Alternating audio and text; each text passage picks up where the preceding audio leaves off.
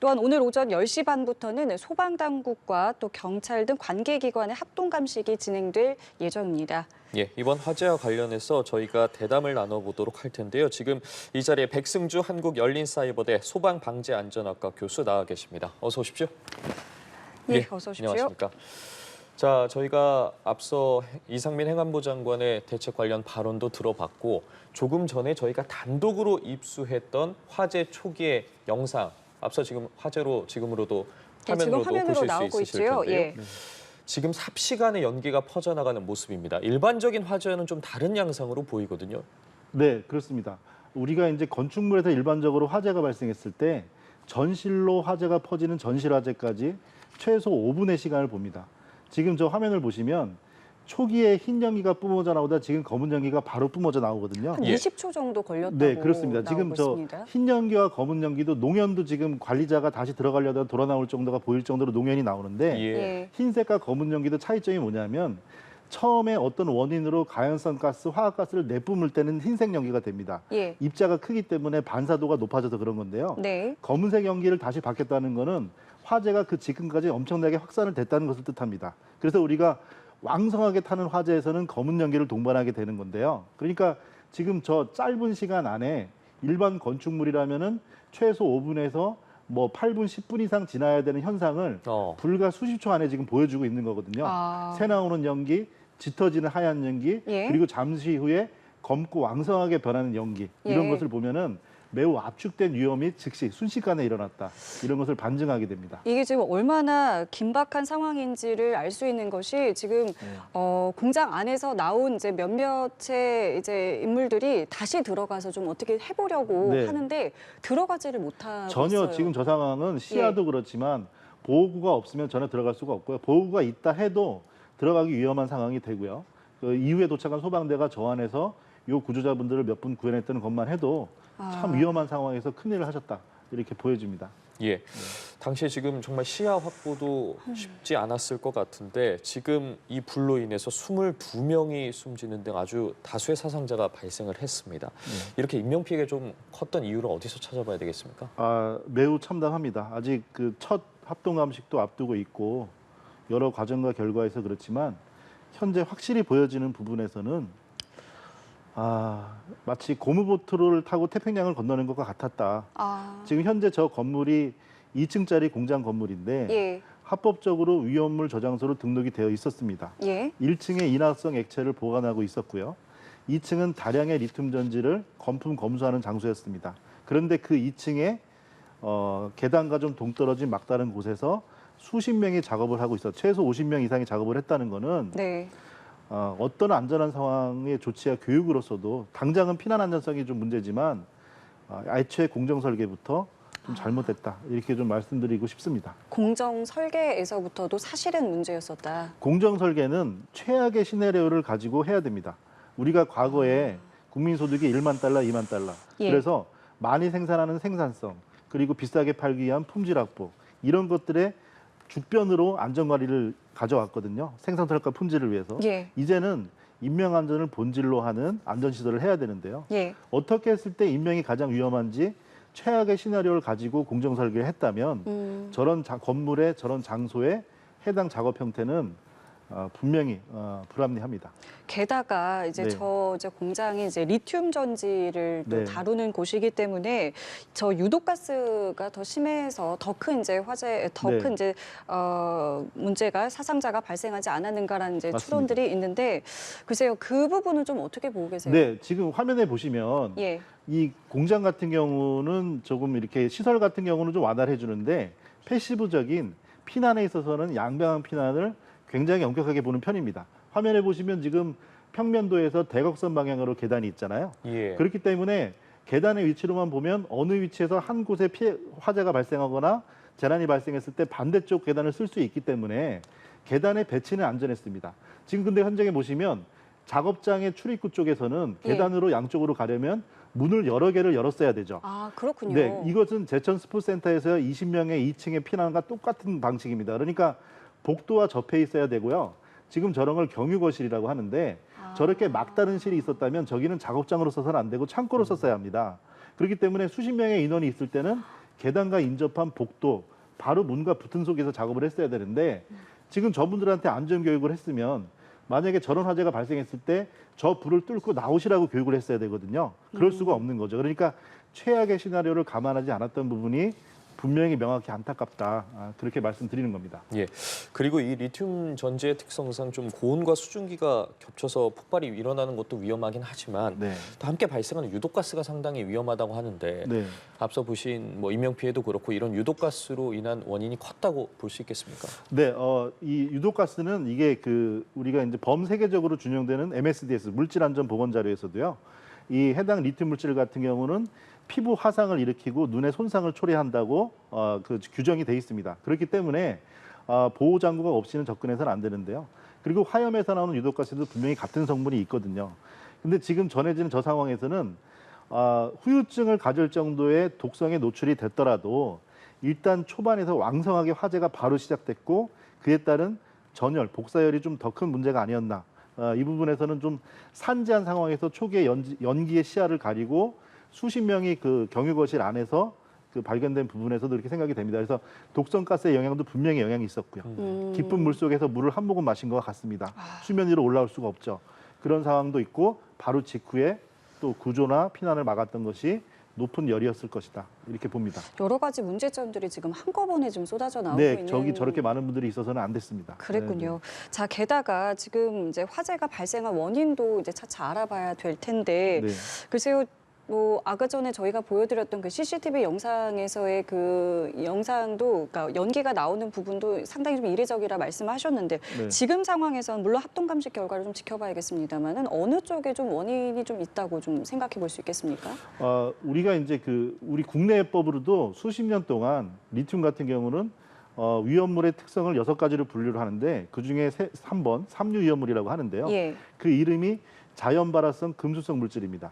물에 젖어서는 안 되고 금해야 되고 그다음에 자기가 180도씨 이상이 되면 저절로 발화를 합니다. 성분 자체가. 그럼 저 상황에서는요.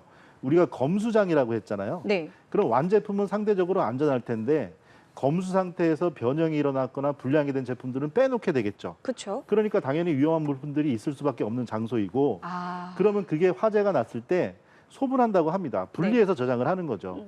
이거 하나가 잘못됐을 때 격실을 두는 것처럼 그 부분만 소실되게 공정 설계를 했어야 되는데 수많은 제품을 바로 옆에 쌓아두고 불량품도 그 옆에 있을 수가 있고요. 그리고 일용직을 포함한 또 외국인 근로자분들에 대한 안전교육에 대한 부분, 숙련도 같은 부분도 다소 떨어질 수 있을 것이고요. 근데 그런 사항들이 복합적으로 있었다. 추가적으로 더 원인이 있을 수 있겠지만 현재 보여지는 부분은 그렇습니다. 예, 저희가 지금 영상으로도 계속해서 단독으로 입수한 화재 초기의 장면 보여드리고 있는데 여기서 볼 수 있는 것처럼 연기가 이렇게 삽시간에 퍼지는데 이번 리튬 전지 화재 같은 경우에 특성 탓에 이 물을 뿌리면 안 된다고 하더라고요. 그렇기 때문에 좀 스프링쿨러 작동이 안 된다고 하던데 일반 화재처럼 좀 물을 뿌렸다는 이야기도 있거든요. 이 부분에 대해서는 어떻게 보십니까?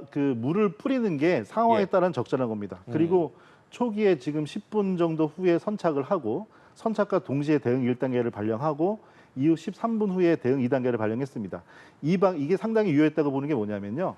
대응 2단계를 발령하면 주변에 있는 소방서를 비롯한 관공서의 자원들을 순식간에 동원할 수가 있어요. 예. 말씀하신 그 리튬 시설이라는 거는 초기에 파악을 했고요. 그 때문에 화염에 직접 주소하지 않으면서 초기에는 그리고 모래와 팽창질석 2.5톤을 확보를 했습니다. 그 상태가 되는데 이제 또 문제가 됐던 건 뭐냐면 건물이 지금 영상에서 보는 것처럼 다닥다닥 붙어 있어요. 그렇기 때문에 이 옆 건물도 화염이 복사열로 직접 닿질 않더라도 열이 전달되는 것 때문에 옮겨 붙게 되거든요. 그래서 소방대가 지금 장비가 초기에 50대, 결국엔 60대 이상이 동원되면서 주변에 주수를 하면서 막았고요. 그리고 초기에는 리튬 화재에다 주수를 안 했습니다. 그러다가 폭발이 계속되면서 상대적으로 리튬이 소진이 되고 그리고 냉각이 필요할 때 일부 주수를 하면서 그래서 과열 상황에서는 주수를 통해서 냉각하는 것도 하나의 방법이 됩니다. 그건 리튬 배터리가 외장재로 보호가 되어 있기 때문에 그렇거든요. 네, 그래서 적절한 진압 방법으로 초기에서는 어떻게 대응할 수가 없는 상황이었기 때문에 연소 확산을 막은 부분에 있어서만큼은 참 성공적인 하루 종일의 대응이었다고 봅니다. 이런 부분들도 대응 매뉴얼이 있습니까? 이 리튬이라던가 이렇게 좀 위험 물질에 대한 대응 매뉴얼이요? 네, 그렇습니다. 그 SOP 표준 작전 절차를 가지고 있고요.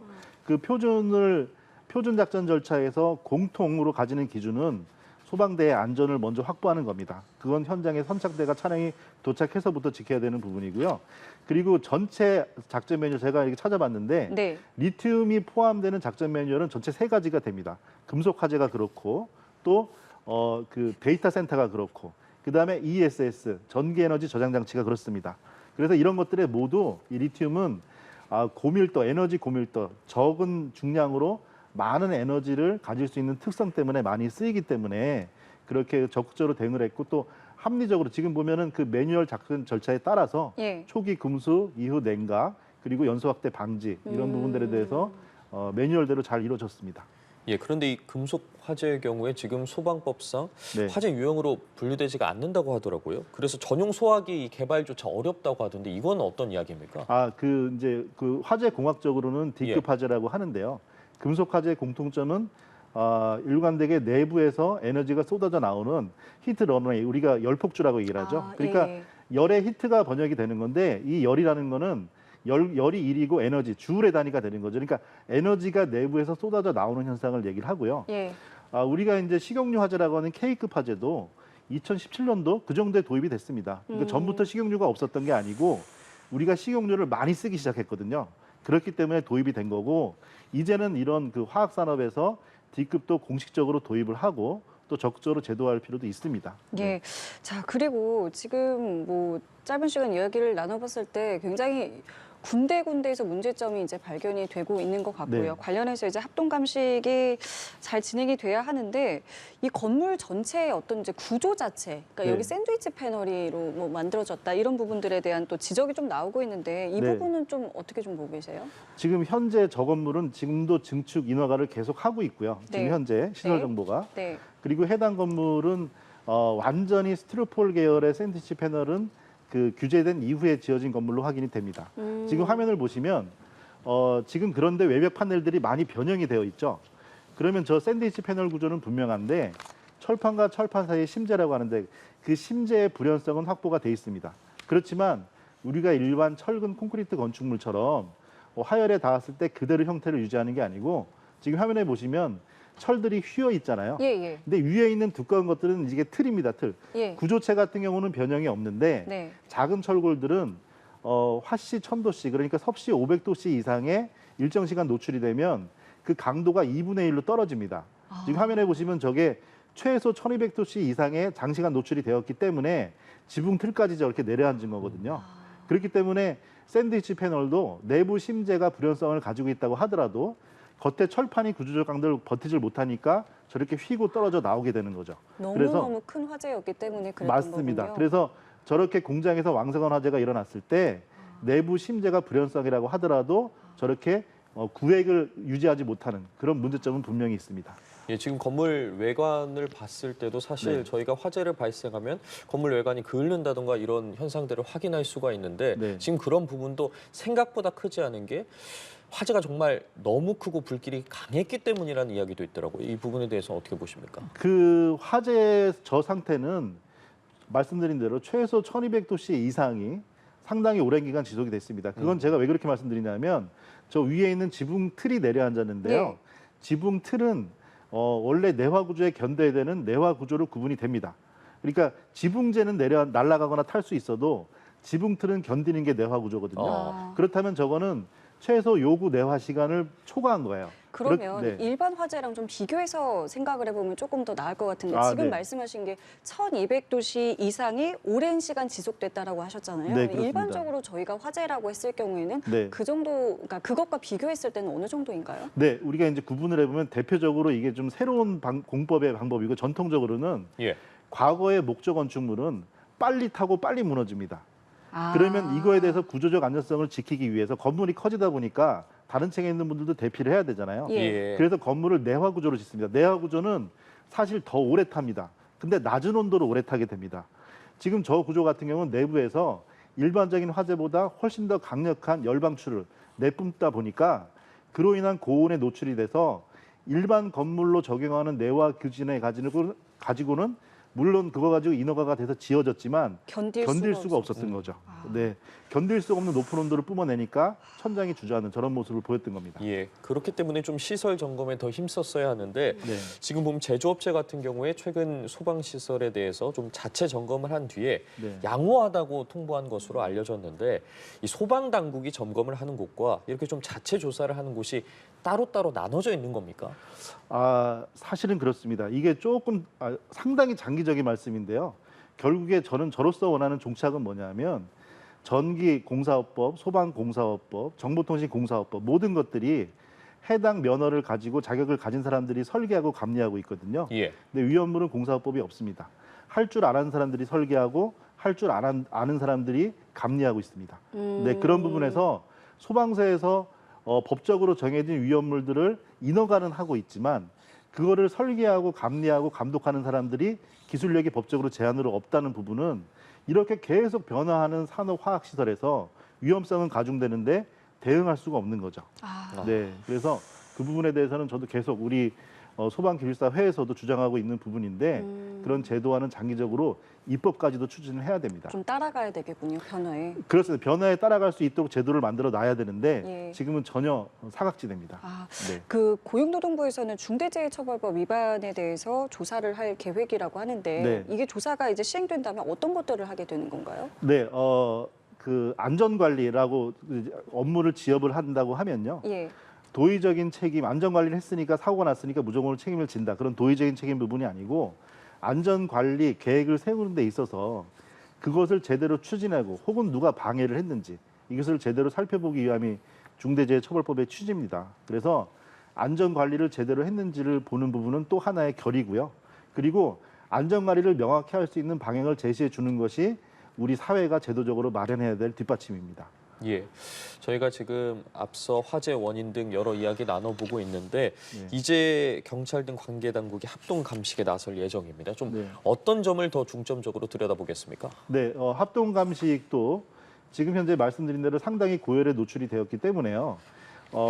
바닥과 기둥 같은 것들의 구조재는 붕괴 위험을 일단 외관으로 어느 정도 볼 수는 있습니다.